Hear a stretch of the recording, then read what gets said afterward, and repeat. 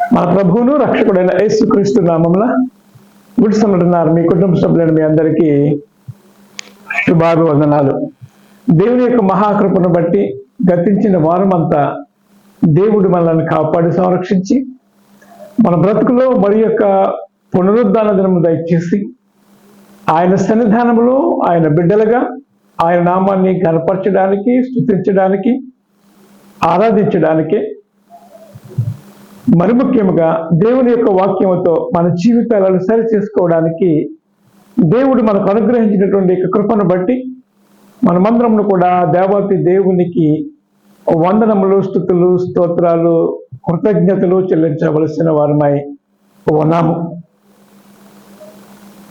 మీ అందరి కొరకు ప్రతి ఉదయము మాలక ప్రార్థన చేస్తూ ఉన్నాను అని తెలియచేయడానికి సంతోషిస్తూ ఉన్నాను. మీ యొక్క ప్రార్థన అవసరతలు ఏమైనా ఉంటే వాట్సాప్ ద్వారా కానీ ఫోన్ కాల్ ద్వారా కానీ మీరు తెలియచేసినట్లయితే మీ కొరకు మేము మన ప్రార్థనా బృందం వారు కూడా మరి ప్రార్థన చేయడానికి అవకాశం ఉంది కనుక మీ యొక్క శ్రమలో, వేదనలో మేము కూడా మీతో పాటు పాలు పంపులు పొందుకొని మీ పక్షముగా మేమును కూడా దేవునికి విజ్ఞాపన చేయడానికి అవకాశం ఉందనే విషయాన్ని మేము తెలియజేస్తూ ఉన్నాం. ఎందుకంటే ఒకరి కొరకు ఒకరు ప్రార్థన చేయుడి అని దేవుని యొక్క వాక్యము సెలవిస్తుంది కనుక మరి మీ యొక్క అవసరతలో మేము కూడా పాలు పంపులు పొందుకోవడానికి ఇష్టపడుతూ ఉన్నాము అనే విషయాన్ని మీకు తెలియజేస్తూ ఉన్నాను. దేవుని యొక్క మహాకృపలో మరి లెంటులోని 5వ ఆదివారంలోనికి మనం వచ్చి ఉన్నాం. వచ్చే ఆదివారము మరి మట్టల ఆదివారంగా కూడా మనము ప్రయాణించబడుతూ ఉంటాం. మట్టల ఆదివారం గురించి ప్రత్యేకంగా మీకు చెప్పవలసినటువంటి అవసరం లేదు, అందరికీ తెలుసు. అయినప్పటికీ కూడా వచ్చే వారం దాని గురించి మనం ఆలోచన చేద్దాం.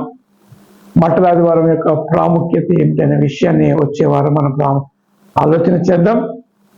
మరి లెంటులోని 5వ ఆదివారం కొరకు ఏర్పాటు చేయబడినటువంటి లేఖన పాఠ్యాంశములుగా పరిశుద్ధ బైబిల్ గ్రంథము నుండి పాత నిబంధన పాఠ్యభాగముగా లేవీకాండ గ్రంథము 21వ అధ్యాయము 4వ వచనము నుండి 9వ వచనం వరకు, అలానే సువార్త పాఠ్యభాగముగా పత్రికా పాఠ్యభాగముగా పరిశుద్ధులైన పేతురు భక్త కోటికి రాసినటువంటి మొదటి పత్రిక 1వ అధ్యాయము 17వ వచనము నుండి 24వ వచనం వరకు, అలానే సువార్త పాఠ్యభాగముగా పరిశుద్ధులైన యోహాను రాసిన సువార్త 13వ అధ్యాయము 31వ వచనము నుండి 35వ వచనము వరకు ఉన్నటువంటి లేఖనాంశములు ఈ వారము మనకు పాఠ్యభాగములుగా ఇవ్వబడి ఉన్నవి.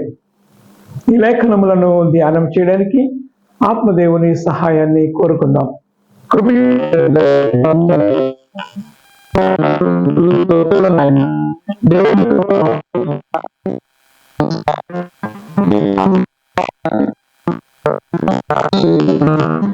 గతించిన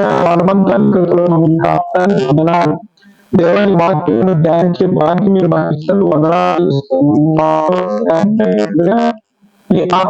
నన్ను మమ్మల్ని నడిపించండి.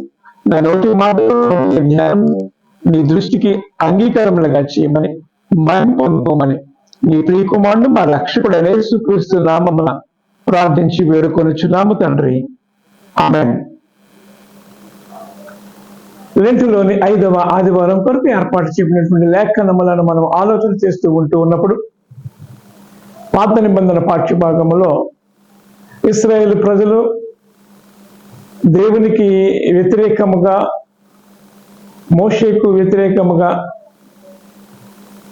అనేక విరోధమైనటువంటి కార్యాలు చేస్తూ ఉన్నప్పుడు ఈ అరణ్యంలో మమ్మల్ని ఎందుకు తీసుకుని వచ్చావు, ఇక్కడ చచ్చిపోవడానికి మమ్మల్ని తీసుకుని వచ్చావు అని ఇశ్రాయేలు ప్రజలందరూ కూడా విసుగుకున్నారు. దేవుని మీద అసహనాన్ని, వ్యతిరేకతను వ్యక్తం చేస్తూ ఉన్నప్పుడు దేవుడు వారిని కోపగించి ఆ ప్రజలందరినీ కూడా మరి వారి మధ్యలోకి పాపకరమైనటువంటి శాపకరమైన విషసర్పములను, పాములను పంపించి వాళ్ళందరినీ కూడా చనిపోయినట్లుగా చేసిన విషయం మనం అందరం చూస్తూ ఉన్నాం.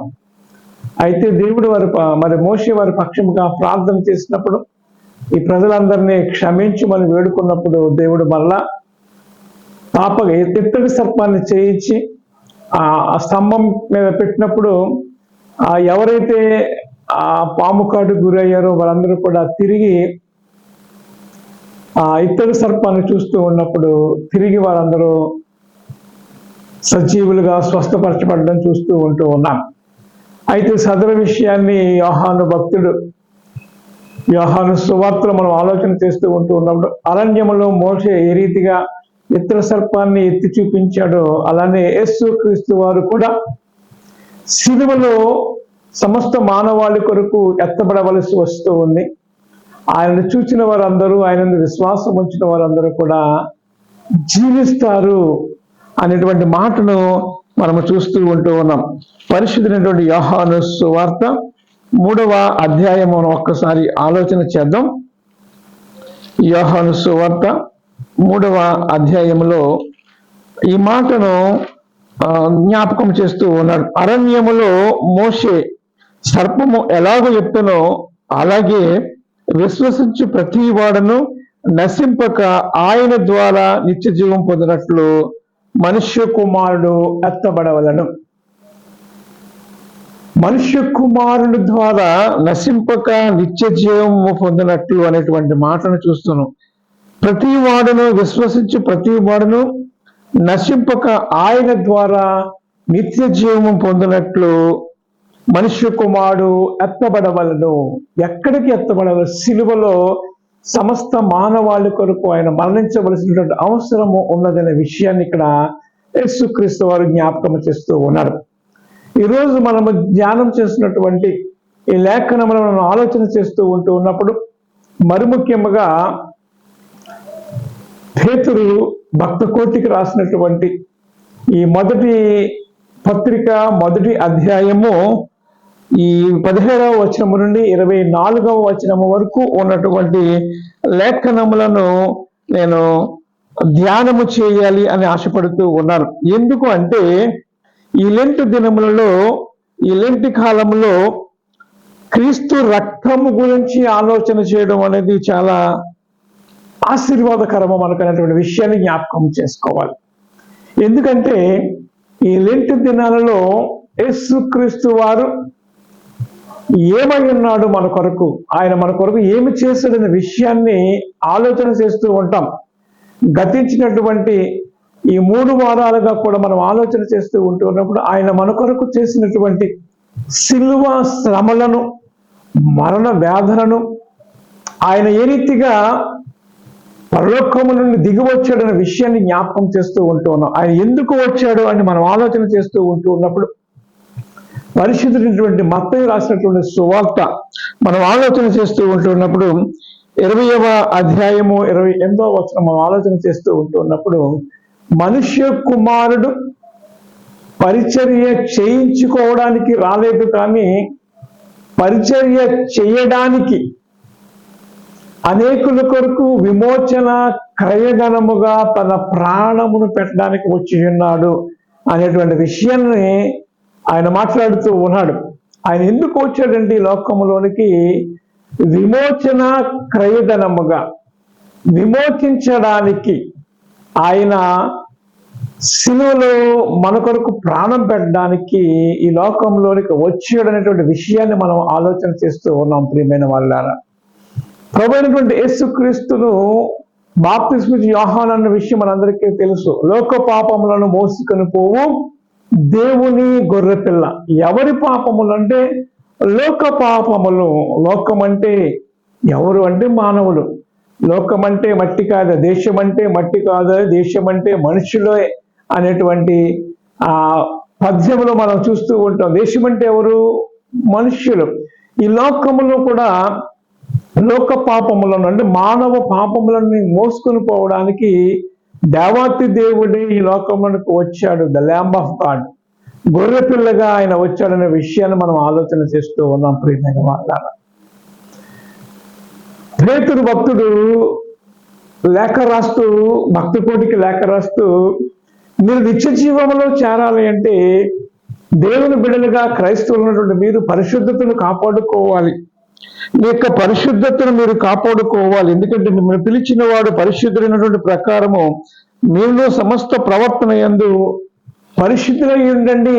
ఎందుకంటే దేవుడు తీర్పు తీర్చబోతూ ఉన్నాడు ఒకనొక దినాన పక్షపాతం లేకుండా, ఏమైనా పార్షియాలిటీ లేకుండా ఆయన ప్రతి వానికి వాని క్రియల చెప్పున తీర్పు చేయడానికి ఆయన రాబోతూ ఉన్నాడు అనేటువంటి విషయాన్ని జ్ఞాపకం చేసుకుంటూ ఏమంటున్నాడంటే, మీరు పరదేశంలో ఉన్నంత కాలము భయముతో గడుపుడి అనేటువంటి విషయాన్ని. మనం ఎవరమై ఉన్నామట? పరదేశులము. మనము ఈ లోక జీవితము 70-80 సంవత్సరాలు మనం జీవిస్తే మన జీవితకాలం అంతా కూడా దేవునితో జీవించవలసిన వారమై ఉన్నాము. కాబట్టి మీరు పరదేశులై ఉన్నారు, పరజనాంగమై ఉన్నారు అనేటువంటి విషయాన్ని ఇంకా ఆలోచన చేస్తే మన పౌరస్థితి పరలోకమందు ఉన్నది అనేటువంటి మాటను జ్ఞాపకం చేస్తూ ఉంటాడు. We are the citizens of heaven. మనం ఎవరమంటే పరలోక పౌరులము. ఏ రీతిగా మనం పరలోక పౌరులం అంటే క్రీస్తు రక్తంలో కడగబడిన వారుగా మనం ఉంటూ ఉన్నప్పుడు పరలోకంలో మనం వెళ్ళడానికి అవకాశం ఉన్నది. కాబట్టి ఆ విషయాన్ని జ్ఞాపకం చేసుకుంటూ మీరు ఈ లోకములో ఉన్నంత కాలము భయముతోనూ భక్తితోనూ పరిశుద్ధముగా జీవించాలి అని పేతురు చాలా బలముగా నొక్కి మరి ఒక్కసారి మనతో మాట్లాడుచూ ఉన్నాడు. ఏమని మాట్లాడుతున్నాడంటే, పితృపారంపరమైనటువంటి మీ వ్యర్థ ప్రవర్తనను విడిచిపెట్టినట్లుగా వెండి బంగారముల వంటి క్షయ వస్తువుల చేత మీరు విమోచింపబడలేదు కానీ. ఇక్కడ చాలా స్పష్టంగా మాట్లాడుతున్నారు. వెండి బంగారముల వంటి మీరు క్షయమగు వస్తువుల చేత మీరు విమోచింపబడలేదు. ఎవరితో మాట్లాడుతున్నాడంటే సంఘముతో మాట్లాడుతూ ఉన్నాడు. క్రీస్తు సంఘముతో, విలువ పెట్టుకొనబడినటువంటి క్రీస్తు సంఘముతో, దేవుని పిల్లలతో ఈ లేఖ రాస్తూ మాట్లాడుతూ ఉన్నారు. మీరు ఆచార వ్యవహారాలు పక్కన పెట్టండి. పారంపరమైనటువంటి ఈ వ్యవహారాలన్నింటినీ కూడా మీరు పక్కన పెట్టేసి ఏమంటున్నట్టు మీ వ్యర్థ ప్రవర్తనను విడిచిపెట్టండి. ఇక చాలు, ఇంతవరకు మీరు చేసినటువంటి పనికిమాలినటువంటి ఈ లోక సంబంధమైనటువంటి ప్రవర్తన మీరు కలిగి ఉన్నారు కాబట్టి దాన్ని విడిచిపెట్టండి. ఎందుకు విడిచిపెట్టాలంటే మీరు ఎవరి చేత విమోచింపబడ్డారో తెలుసా? మీరు ఎవరి చేత విమోచింపబడి ఉన్నారో తెలుసా అనేటువంటి విషయాన్ని మాట్లాడుతూ, అమూల్యమైనటువంటి క్షయమగు వస్తువుల చేత మీరు విమోచింపబడలేదు. క్షయము అక్షయము, క్షయమగుతున్నటువంటి వస్తువుల చేత లేక లయమవుతున్నటువంటి వస్తువుల చేత మీరు విమోచింపబడలేదు కానీ అనేటువంటి మాటను జ్ఞాపకం చేస్తూ అంటున్న, అమూల్యమైనటువంటి రక్తము వలన అనగా నిర్దోషమును నిష్కలంపమునకు గొర్రె పిల్ల వంటి క్రీస్తు రక్తము చేత మీరు విమోచింపబడిరని మీరు ఎరుగరా అనేటువంటి మాటను జ్ఞాపకం చేస్తూ ఉన్నాడు. ఎలాగంట? అమూల్యమైనటువంటి రక్తము చేత అనగా నిర్దోషమును నిష్కలంపమునకు గొర్రె పిల్ల వంటి క్రీస్తు రక్తము చేత విమోచింపబడతారని మీరు ఎరుగుదురు కదా. ఆయన జగత్తు పునాది వేయబడక మునిపే నియమింపబడను గాని తను మృతులలో నుండి లేపి తనకు మహిమనిచ్చినటువంటి దేవుని యెడల తన ద్వారా విశ్వాసమైనటువంటి మీ నిమిత్తము కడవరి కాలమందు ఆయన ప్రత్యక్షపరచబడును కాగా మీ విశ్వాసము నిరీక్షణయు దేవుని యందు ఉంచబడి ఉన్నది అనేటువంటి మాటను జ్ఞాపకం చేస్తున్నాం. అంటే దేని వలన మానవుడు విమోచింపబడ్డాడు, దీనివల్ల మనం పరలోక పౌరులుగా ఉంటాము అనే విషయాన్ని జ్ఞాపకం చేస్తూ ఉంటే, గొర్రె పిల్ల వంటి నిర్దోషమైనది నిష్కలంకమైనటువంటి గొర్రె పిల్ల అనేటువంటి మాటను జ్ఞాపకం చేసుకుంటూ యేసు క్రీస్తుని గురించి మాట్లాడుతూ ఉన్నాడు. గొర్రె పిల్ల వంటి నిర్దోషమైనటువంటిది క్రీస్తు రక్తము చేత మీరు విమోచింపబడ్డారని మీరు ఎరుగుదురు కదా అంటున్నాడు. అంటే మానవుడు పాపము నుండి శాపము నుండి విడుదల కావాలి అంటే క్రీస్తు రక్తములో కడగబడాలి అనే విషయాన్ని జ్ఞాపకం చేస్తూ ఉన్నాడు. అంటే యేసు రక్తము మానవులను ఏమి చేస్తూ ఉంది? యేసు క్రీస్తు కాచినటువంటి రక్తము వల్ల ఏమిటి మనకు ప్రయోజనము అని మనం ఆలోచన చేస్తూ ఉంటూ ఉన్నప్పుడు యేసు రక్తము మనలను పాపము నుండి, శాపము నుండి, ఈ లోకము నుండి విడిపించి నిత్య రాజ్యమునకు, పరలోక పట్టణములకు దేవుడు ఎక్కడ ఉన్నాడో అక్కడ మనం ఉండేలాగిన మనలను పరిశుద్ధపరుస్తూ ఉంది, శుద్ధి చేస్తూ ఉంది అనేటువంటి విషయాన్ని, శుద్ధి చేస్తుంది, నీతిమంతులుగా చేస్తుంది, నిత్య రాజ్యములకు వారసులుగా చేస్తూ ఉంది. పాపము నుండి, పాపం అనే దాస్యము నుండి, పాపం అనే కాయ నుండి నిన్ను విడిపించి పరిశుద్ధత వైపు నడిపిస్తూ ఉంది. కాబట్టి యేసు రక్తము సమస్త మానవాళి కొరకు ఆయన కార్చబడి ఉన్నాడు అనేటువంటి విషయాన్ని జ్ఞాపకం చేస్తూ ఉంది. అంటే మానవుడు పరలోక పట్టణములోనికి లేక మోక్ష మార్గంలోనికి వెళ్ళాలి అంటే ప్రతి ఒక్కడు కూడా క్రీస్తు రక్తము చేత కడగబడి విమోచింపబడాలి. ప్రతి ఒక్కడు కూడా క్రీస్తు రక్తంలో కడగబడాలి. ఎవరైతే క్రీస్తు రక్తంలో కడగబడ్డారో వారు మాత్రమే పరలోక పట్టణములకు వెళుతూ ఉంటారు. వారు మాత్రమే దేవునితో పాటు యుగయుగములు జీవిస్తూ ఉంటూ ఉంటారు అనే విషయాన్ని మనం ఆలోచన చేసుకోవలసినటువంటి అవసరం ఎంతైనా ఉన్నది. ఎవరికి మోక్షము, ఎవరికి పరలోకము, ఎవరికి నిత్య ఆనందము, ఎవరికి సంతోషము అనే విషయం మనం ఆలోచన చేస్తూ ఉంటున్నప్పుడు క్రీస్తు రక్తములో కడగబడిన వారికి అనే విషయాన్ని మనం ఆలోచన చేయాలి. ప్రియమైన వాళ్ళ, యేసు రక్తము ప్రతి పాపము నుండి మనం విడిపిస్తుంది అనేటువంటి మాటను జ్ఞాపకం చేసుకోవాలి. యేసు రక్తము ప్రతి పాపము నుండి మనల్ని విడిపిస్తుంది. యేసు రక్తము మనలను ప్రతి పాపము నుండి విడిపిస్తుంది అనే విషయాన్ని ఇక్కడ భక్తుడు పరిశుద్ధ బైబిల్ గ్రంథం తెలియజేస్తూ ఉంది. ప్రియమైన వాళ్ళారా, పరిశుద్ధుడైనటువంటి యోహాను రాసినటువంటి ఈ మొదటి పత్రిక 1వ అధ్యాయం 7వ వచనం మనం ఆలోచన చేస్తూ ఉంటూ ఉన్నప్పుడు, పరిశుద్ధుడైనటువంటి యోహాను రాసినటువంటి మొదటి పత్రిక 1వ అధ్యాయము 7వ వచనం నుంచి మనం ఆలోచన చేస్తూ ఉంటూ ఉన్నప్పుడు 5వ వచనాన్ని గురించి మనం మాట్లాడుతూ ఉన్నాం. ఇక్కడ అంటూ ఉన్నాడు, పరిశుద్ధుడు యోహాను అంటూ ఉన్నాడు, మేము ఆయన వలన విని మీకు ప్రకటించు వర్తమానం ఏదనగా దేవుడు వెలుగై ఉన్నాడు అనే విషయాన్ని జ్ఞాపకం చేసుకుంటూ, ఆయన యందు చీకటి ఎంత మాత్రము లేదు, ఆయనతో కూడా సహవాసం గలవారు మనం చెప్పుకునే ఎడల, చీకటిలో నడిచిన ఎడల మనము అబద్ధమాడుతూ సత్యమును జరిగింపకుందము. అయితే ఆయన వెలుగులో ఉన్న ప్రకారము మనమును వెలుగులో నడిచిన ఎడల మనము అన్యోన్య సహవాసము గలవారమై ఉందము. అప్పుడు ఆయన కుమారుడైన యేసు రక్తము మనలను ప్రతి పాపముల నుండి పవిత్రునిగా చేయును. యేసు రక్తము మనలను ప్రతి పాపము నుండి పవిత్రులుగా చేస్తుంది అనే విషయాన్ని ఇక్కడ జ్ఞాపకం చేస్తూ ఉన్నాడు. ఏ రక్తము మనల్ని పవిత్రులుగా చేస్తుందంటే, ఎడ్ల రక్తము, మేకల యొక్క రక్తము, కోడల యొక్క రక్తము, పశువుల యొక్క రక్తము మానవులను పవిత్రులుగా చేయలేదు అనే విషయాన్ని ఇక్కడ జ్ఞాపకం చేస్తాం. మరి ఎవరు రక్తం అంటే, పరిశుద్ధులైనటువంటి యేసు క్రీస్తు రక్తము మానవులను పరిశుద్ధులుగా చేస్తూ ఉంది అనే విషయాన్ని ఇక్కడ చాలా స్పష్టంగా లోతుగా మాట్లాడుతూ ఉన్నాడు. ఆయన కుమారుడైన యేసు రక్తము ప్రతి పాపము నుండి మనలను పవిత్రులుగా చేయును. మనము పాపము లేని వారమని చెప్పుకునే యెడల మనలను మనమే మోసపుచ్చుకుందము, మరియు మనలో సత్యం ఉండదు.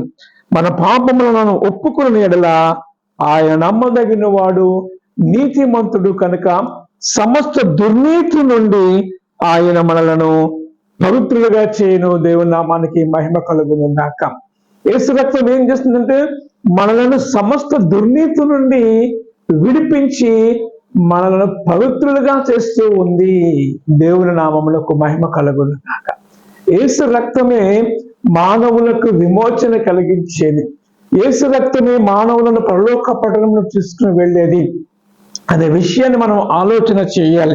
ఇంకొకటి, మనము పాపము చేయలేదని చెప్పుకునే యెడల ఆయనను అబద్ధకులుగా చేయవారు మగదు, మరియు ఆయన వాక్యము మనలో ఉండదు అనే విషయాన్ని జ్ఞాపకం చేస్తూ ఉన్నాం. నిజమే, మనం ఆలోచన చేస్తూ ఉంటూ ఉన్నప్పుడు, యేసుక్రీస్తు వారి యొక్క పుట్టుకను గురించి మనం ఆలోచన చేస్తూ ఉంటూ ఉన్నప్పుడు, ఆయన పరిశుద్ధునిగా పుట్టాడు, పరిశుద్ధులైనటువంటి కన్య మరియ గర్భమున ఆయన ఉద్భవించాడు పరిశుద్ధాత్మ వలన.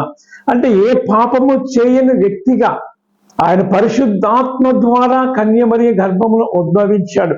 ఆయన జననములో పాపము లేదు, ఆయన జీవితంలో పాపం లేదు అనే విషయాన్ని మనం ఆలోచన చేయాలి. యోహాను సువార్త 8వ అధ్యాయం మనం ఆలోచన చేస్తూ ఉన్నప్పుడు అక్కడ అంటున్నటువంటి విషయం ఏంటంటే, నాలో పాపము ఉన్నదని మీలో ఎవరు స్థాపించెదరు, లేక ఎవరు చూపించెదరు? నాలో పాపం ఉన్నదని మీరు కనుగొనగలరా? ఆయన ఛాలెంజ్ చేస్తూ ఉన్నాడు. ఆయన పుట్టుక పరిశుద్ధమైనది, వేదాలలో కూడా వర్ణిస్తూ ఉంది. మానవులను పాపము విడిపించేవాడు పరిశుద్ధుడై ఉండాలి. సర్వ పాప పరిహారార్థం రక్తప్రోక్షణ ఆవశ్యకం. అంటే రక్తము చిందించటం వలన పాపము నుండి విడిపించబడుతూ ఉంటారు. ఆ రక్తము ఎవరిదై ఉండాలంటే పరిశుద్ధులైనది అంటూ ఉండాలి. ఎవరు పరిశుద్ధుడు అంటే ఎవరును కూడా పరిశుద్ధులు గారు యేసుక్రీస్తు వారు ఒక్కరే. తద్రత్వం పరమాత్మేనా పుణ్యదాన బలియాగం. ఆ రక్తము పరిశుద్ధులై ఉండాలి. నేను పరిశుద్ధులై ఉన్నాను, నాలో పాపం ఉన్నదని మీరు ఎవరైనా స్థాపించగలరా అని ఛాలెంజ్ చేసినటువంటి వ్యక్తి యేసుక్రీస్తు వారు అనే విషయాన్ని జ్ఞాపకం చేసుకోవాలి. ఆయన జన్మలో పాపం లేదు, కర్మలో పాపం లేదు, ఆయనకి క్రియలో పాపం లేదు, ఏ రీతిగా కూడా పాపము చేయని వాడు. అందరూ పాపులైనటువంటి మాటను చూస్తూ ఉంటాం రోమపత్రిక 3వ అధ్యాయంలో. ఏ భేదమును లేదు, అందరూ పాపము చేసి దేవుడు అనుగ్రహించి మహిమను పొందలేకపోవచ్చు ఉన్నారనేటువంటి మాటను జ్ఞాపకం చేస్తాం. ఆ మహిమను పొందాలి అంటే క్రీస్తు రక్తంలో కడగబడాలి. మనము పాపులు మనం గుర్తించాలి. మాట వలన, తలంపు వలన, క్రియ వలన మనము దేవునికి దుఃఖమును ఆయాసమును కలగజేస్తూ ఉన్నాము అనేటువంటి మాటను మనం ఆలోచన చేస్తూ ఉన్నప్పుడు క్రీస్తు రక్తము నీ కొరకు నా కొరకు విమోచింపబడినదనే విషయాన్ని జ్ఞాపకం చేసుకోవాలి. అంటే ఎవరైతే యేసుక్రీస్తు నా కొరకు ఈ లోకంలోనికి వచ్చాడు అనే విషయాన్ని గమనిస్తూ ఉంటారో, యేసు రక్తంలో వారు శుద్ధి చేసుకుంటూ ఉంటారో, వారు మాత్రమే పరలోక పట్టణంలోకి వెళుతూ ఉంటారు. ప్రియమైన వాళ్ళు, యేసు రక్తము మనల్ని పరిశుద్ధపరుస్తుంది. ఇంకేమంటుందంటే పరిశుద్ధుడు యోహాను రాసినటువంటి మొదటి పత్రిక 2వ అధ్యాయంలో మనం అంటూ ఉన్నప్పుడు 2వ వచనంలో, ఆయనే మన పాపములకు శాంతికరమై, ఆయన ఎవరైనాడట? మన పాపములకు శాంతికరమై ఉన్నాడు. మన పాపములు అన్నింటినీ తుడిచివేసేవాడు. మీ పాపములు ఎంత భయంకరమైనప్పటికీ కూడా క్రీస్తు రక్తములో కడుగుకుంటే అవి శుద్ధినిగా మనం మర్చపడుతూ ఉన్నాం అనేటువంటి మాటను, హిమము కంటే తెల్లగా నేను మిమ్మల్ని శుద్ధినిగా చేస్తాను అంటాడు. యేసు రక్తము మనల్ని పవిత్రులుగా చేసేది. ఏమంటున్నాడంటే ఆయనే మన పాపములకు శాంతికరమై ఉన్నాడు. మన పాపములకు మాత్రమే కాదు కానీ సర్వలోకములకు. యేసుక్రీస్తు అదే అంటున్నాడు, లోకపాపంలో మోసుకుని ఏనుగురుగలు యోహాను చూపిస్తూ ఉంటే యేసుక్రీస్తు అంటున్నాడు, ప్రయాసపడి భారం మోస్తున్నటువంటి సమస్తమైన భారాలు. ఏమి భారం మనం మోస్తున్నాం? పాప భారము.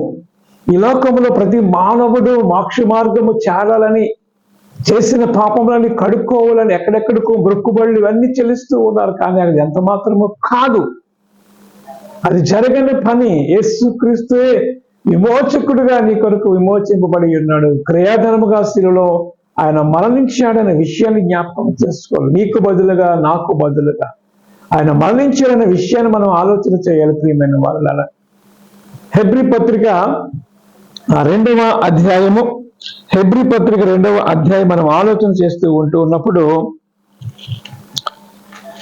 పౌలు భక్తుడు అంటున్నటువంటి మాటను మనం ఆలోచన చేస్తూ ఉంటే 9వ వచనము, దేవుని కృప వలన ఆయన ప్రతి మనుష్యుని కొరకు, by the grace of God, దేవుని మహాకృపను బట్టి ఆయన ప్రతి మనుష్యుని కొరకు మరణము అనుభవించినట్లు, ప్రతి మనుష్యుని కొరకు మరణము అనుభవించినట్లు దూతల కంటే కొంచెము తక్కువ వానిగా చేయబడిన యేసు మరణము పొందినందున, దేవదూతల కంటే తక్కువగా చేయబడినటువంటి యేసు మరణం పొందాడు. ఆయన ప్రతి మానవుని కొరకు ఆయన మరణము అనుభవించాడు. ఈ భూ ప్రపంచమైన సమస్త మానవాళి కొరకు ఆయన రక్తము కార్చాడు అనేటువంటి విషయాన్ని మనం జ్ఞాపకం చేసుకోవాలి. నిందితుడై క్రీస్తు మరణం పొందినంతగా, శిలువ మరణం పొందినంతగా ఇంపొందుగా తగ్గించుకొని నొనరవీరుడై ఆయన తగ్గించుకున్నాడు, శిలువ మరణం పొందినంతగా. ఎఫెసీ పత్రిక లేదా ఫిలిప్పీ పత్రిక 2వ అధ్యాయంలో కూడా అదే విషయాన్ని భక్తులు మాట్లాడుతూ ఉంటాడు.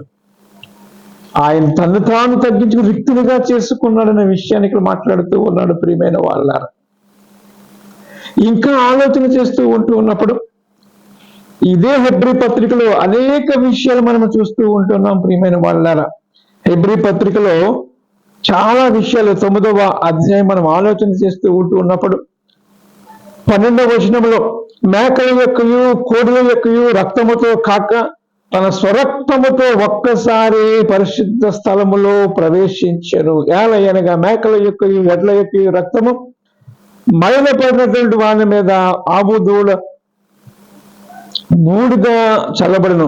శుద్ధీకరణ కలిగినట్లు వారిని పరిశుద్ధ పరచిన యెడల నిశ్చితగు ఆత్మ ద్వారా తను తానే దేవునికి నిర్దోషినిగా అప్పగించుకొని క్రీస్తు యొక్క రక్తము నిర్జీవ క్రియలను విడిచి జీవము గల దేవుని సేవించుటకు మీ మనస్సాక్షిని ఎంతో ఎక్కువగా శుద్ధి చేస్తూ ఉంది. శుద్ధి చేసేది యేసు రక్తము. ప్రియమైన వాళ్ళారా, ఇంకా ఆలోచన చేస్తూ ఉంటూ ఉన్నప్పుడు ఇదే అధ్యాయం మనం ఆలోచన చేస్తూ ఉంటే 22వ వచనంలో అంటూ ఉన్నాడు, రక్తము చిందింపకుండా పాపక్షమాపణ కలగదనియు సామాన్యముగా చెప్పవలను. రక్తము చిందింపకుండా పాపక్షమాపణ కలగదని సామాన్యముగా ఇందాక మనం అనుకున్నాం కదా, ఎడ్ల యొక్కయు కోడల యొక్కయు మేకల యొక్క రక్తము కాదు కానీ యేసుక్రీస్తు పరిశుద్ధులైనటువంటి యేసు కాల్చిన రక్తం వలనే మానవునికి పాప క్షమాపణ కలుగుతూ ఉంది అనే విషయాన్ని జ్ఞాపకం చేస్తూ ఏమంటున్నాడంటే, పరలోకమందు ఉన్నటువంటి వాటిని పోలిన వస్తువులను బట్టి బలుల వంటి శుద్ధి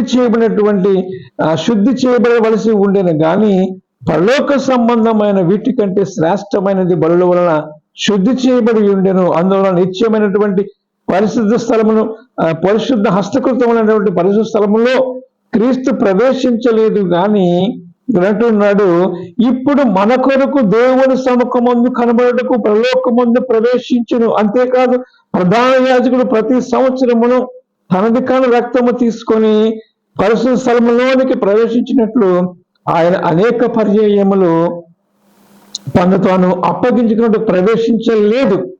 అట్లనే జగత్తు పునాది వేయబడినది మొదలుకొని ఆయన అనేక పర్యాయములు శ్రమ పడవలసి వచ్చాను. కానీ ఒక్కసారి ఆయన కార్యం చేసి మానవాళ్ళందరి కొరకు విమోచించి ఇట్ ఈస్ ఫినిష్, ఆయన రక్తము కార్చేశాడు. ఇప్పుడు నీవు చేయవలసినటువంటి క్రీస్తు రక్తములో నిన్ను కడుక్కోవాలి. క్రీస్తు రక్తములో నువ్వు కడుక్కోవాలి. ఇదే 10వ అధ్యాయము హెబ్రీ పత్రిక 10వ అధ్యాయం 4వ వచనం అంటూ ఉన్నాడు, ఏలయనగా ఎడ్ల యొక్క మేకల యొక్క రక్తము పాపములను తీసివేయడం అసాధ్యము. మరి ఎవరు తీస్తారు? పాపములను తీసివేయడానికి యేసుక్రీస్తు వారి లోకములోనికి వచ్చెను అనేటువంటి మాటను జ్ఞాపకం చేస్తూ ఉన్నాడు. ఆయన ఎందుకు వచ్చిందంటే పాపం నుండి శాపం నుండి విడిపించడానికి, ఆయన ఉన్న స్థలంలో నీవు నేను కూడా ఉండడానికి ఆయన దేవుడే నరవతారుగా దిగి వచ్చాడు. ఆలోచన చేస్తూ ఉంటూ ఉన్నప్పుడు యేసు రక్తమే మనల్ని శుద్ధి చేస్తూ ఉంది, మరి ఏ రక్తము కూడా శుద్ధి చేయలేదు. అనేక విషయాలను మనం ఆలోచన చేస్తూ ఉన్నాం. ప్రియమైన వాళ్ళారా, రోమపత్రిక 3వ అధ్యాయం 24వ వచనం మనం ఆలోచన చేస్తూ ఉంటూ ఉన్నప్పుడు ఇంకా ఇదే హెబ్రీ పత్రికలో అనేక విషయాలు మనం ఆలోచన చేస్తూ ఉంటూ ఉన్నప్పుడు చాలా విషయాలు మనం ఆలోచన చేస్తూ ఉన్నాం. ప్రియమైన వాళ్ళారా, చాలా విషయాలు మనం ఆలోచన చేస్తూ ఉంటూ ఉన్నప్పుడు ఆయన ఎవరు ఏమై ఉన్నారనే విషయాలను ఇక్కడ మనం చూస్తూ ఉన్నాం. హెబ్రీ పత్రిక 10వ అధ్యాయం 12వ వచనం, ఈయనైతే పాపముల నిమిత్తమే సదాకాలం నిలుచు బలిని అర్పించి అప్పటి నుంచి తన శత్రువులు తన పాదముల పీఠముగా చేయబడి వరకు కనిపెట్టుకుని దేవుని కుడి వైపున ఆశీనుడై ఉన్నాడు. పరలోకమందు ఆయన ఆశీనుడై ఉన్నాడు అనే విషయాన్ని జ్ఞాపకం చేస్తూ ఉన్నాడు. రోమపత్రిక 3వ అధ్యాయం 24వ వచనం మనం ఆలోచన చేస్తూ ఉంటూ ఉన్నప్పుడు రోమపత్రిక 3వ అధ్యాయము 24వ వచనం మనం ఆలోచన చేస్తూ ఉంటూ ఉన్నప్పుడు, కాబట్టి నమ్మువారు ఆయన కృప చేతనే యేసుక్రీస్తునందలి విమోచనము ద్వారా ఉచితముగా నీతిమంతులముగా తీర్చబడుచు ఉన్నాము. పూర్వము చేయబడినటువంటి పాపములకు దేవుడు తన ఓరుమలను ఉపేక్షించినందున ఆయన తన నీతిని కనపరచులను. క్రీస్తు యేసు రక్తముల విశ్వాసము ద్వారాను ఆయన మనకు కరుణాధారముగా బయలుపరిచిన. దేవుని నామానికి మహిమ కలుగును గాక. తాను నియమించబడుచు తాను నీతిమంతుడును యేసునందు విశ్వాసము గల వారిని నీతిమంతులుగా తీర్పు తీర్చువాడినై ఉండుటకు ఆయన అలాగూ చేసెను. కాబట్టి యేసునందు విశ్వాసం ఉంచి వారు నీతిమంతులుగా తీర్చబడుతారు. క్రీస్తు రక్తములో తమ వస్త్రములు ఉద్దుకుని బాప్తిస్మం పొందిన వారు. ఇదే విషయం ఇదే రోమపత్రిక 10వ అధ్యాయంలో చాలా విశదీకపరుస్తూ ఉన్నాడు. అదేమని చెప్పొచ్చు ఉన్నది, వాక్యము నీ ఎదుటను నీ నోటను నీ హృదయములోను ఉన్నది. అది ఏమనగా, ఇది చాలా ప్రాముఖ్యమైనటువంటి విషయం. అది ఏమనగా, యేసు ప్రభువని నీ నోటను నీ హృదయములోను ఉన్నది. మేము ప్రకటించే వాక్యం అదేంటంటే యేసు ప్రభువని నీ నోటితో ఒప్పుకొని. ద ఫస్ట్ థింగ్, యేసుక్రీస్తు ప్రభువు రక్షకుడు, నీ కొరకు దిగివచ్చాను, నీ కొరకు మరణించాడని నువ్వు ఒప్పుకోవాలి. రెండవదిగా ఏమైనా మాట్లాడుతున్నాడంటే, దేవుడు మృతులలో లేపనని హృదయం ముందు విశ్వసించాలి, ఒప్పుకోవాలి, విశ్వసించాలి. ఆ రీతిగా ఎవరైతే చేస్తూ ఉంటారో నీవు రక్షించబడుతూ ఉంటావు అనే విషయాన్ని, దానికి సాదృశ్యమే బాప్తిస్మము. క్రీస్తు రక్తంలో కడగబడదని యేసు నా కొరకు మరణించాడని విశ్వసించినట్లయితే నువ్వేం చేయాలంటున్నాడు దానికి, బాప్తిస్మం యాలయనగా నీతి కలిగినట్లు మనుషుడు హృదయంలో విశ్వసించును, రక్షణ కలిగినట్లు నోటితో ఒప్పుకును. యాలయనగా ఆయన ఎందుకు విశ్వాసం ఉంచువాడు ఎవరు సిగ్గుపడని లేఖనము సెలవిస్తూ ఉంది. యూదుడిని గ్రీసు దేశస్తుడిని భేదము లేదు, ఏ భేదము లేదు, ఏ కులము కూడా నీకు అడ్డు రాదు. యేసు రక్తము నిన్ను పవిత్రపరుస్తూ ఉంది. తన యుద్ధకు వచ్చేవాడిని ఆయన ఎంత మాత్రం కూడా త్రోసివేసే దేవుడు కాడు అనే విషయాన్ని మనం ఆలోచన చేయాలి ప్రియమైన వారలారా. కాబట్టి యేసు రక్తము తప్ప ఇంకే రక్తము నిన్ను పరిశుద్ధపరచలేదు. యేసు నామము తప్ప ఇంక ఏ నామము నిన్ను విమోచింపలేదు. అపోస్తుల కార్యముల గ్రంథంలో 4వ అధ్యాయం 12వ వచనములో, ఆకాశమందు ఏ నామము నీకు లేదు, ఈ నామమును ఏమైనా రక్షణ మాట్లాడుతూ ఉన్నాడు. ఏ నామమున కూడా మీరు రక్షణ పొందలేరు, ఏ నామమున కూడా మీరు రక్షణ పొందలేరు అనేటువంటి మాటను చూస్తూ ఉంటాం. మరి ఏ నామమున మనం రక్షణ పొందుతూ ఉంటామంటే, అపోస్తుల కార్యముల గ్రంథము 4వ అధ్యాయం అంటున్నటువంటి మాట, ఎవరి వలనను రక్షణ కలగలేదు, ఈ నామమును ఏ నామమును యేసు నామములనే రక్షణ పొందవలను అనేటువంటి మాటను చూస్తాం. ఆకాశము క్రింద మనుషుల్లో ఇచ్చినటువంటి ఏ నామమున రక్షణ పొందలేము. దేవుని నామానికి మహిమ కలుగును గాక. కాబట్టి యేసుని రక్షించును, యేసుని విమోచించును, యేసుని పరలోకంలో తీసుకుని వెళ్ళును. యేసు రక్తము నీ కొరకు కార్చబడి ఉన్నది. నీకు పరలోకం కావాలా, నీకు నిత్య జీవము కావాలి అంటే యేసు రక్తములో నీవు కడగబడాలి, యేసుక్రీస్తు రక్తంలో నువ్వు శుద్ధి చేయబడాలి. నమ్మి బాప్తిస్మం పొందినవాడు రక్షింపబడను. కాబట్టి యేసుక్రీస్తును రక్షకుడిగా అంగీకరించు. నిత్య నరకము నుండి తప్పించబడి నిత్య రాజ్యము పరలోక పట్టణంలో నీవు చేరాలంటే యేసుక్రీస్తున్నటువంటి మార్గము నీవు వెంబడించాలి. యేసు చెప్పాడు కదా, నేనే సత్యము జీవమును మార్గమై ఉన్నాను, నా ద్వారా తప్ప ఎవడును పరలోక రాజ్యము చేరలేడు అనేటువంటి మాటను జ్ఞాపకం చేస్తూ ఉన్నాడు. I am the way, I am the truth, I am the life. నేనే సత్యము జీవము మార్గమై ఉన్నాను. ఆ మార్గము నీకు కావాలా అంటున్నాడు. ఇరుకు మార్గమును ప్రవేశించి నేను ఇరుకు మార్గం చూపిస్తూ ఉన్నాను. విశాల మార్గము నాశనంలోకి పోతూ ఉంది. It leads to destruction. అని ఇరుకు మార్గం అయితే నిన్ను నిత్య జీవంలోనికి తీసుకుని వెళుతూ ఉంది. ప్రియమైన వాళ్ళ, ఏ మార్గం నీకు కావాలి? యేసు నడిచిన మార్గము. క్రీస్తు రక్తంలో నువ్వు కడగబడితే శుద్ధీకరించబడుతూ ఉంటావు, పరలోక రాజ్యంలో నిత్యత్వంలో ఉంటూ ఉంటావు. యేసుని వెంబడించుకున్న తృణీకరించబడితే నిత్య నరకంలోనికి వెళ్ళిపోతావు అనే విషయాన్ని జ్ఞాపకం చేసుకుంటూ, యేసు రక్తం ఎప్పటికీ కూడా సజీవముగా ఉన్నది. కాబట్టి క్రీస్తు రక్తంలో కడగబడి దేవుని యొక్క రాజ్య వారసులుగా ఉండాలని దేవుడు మరి ఒక్కసారి మనల్ని కోరుకుంటూ ఉన్నాడు. కనుక అట్టి కృపా పరిశుద్ధాత్మ దేవుడు మనందరికీ దయచేయునుగాక. ఆమేన్. దేవానికి వందనాలు చెల్లిస్తున్నాం.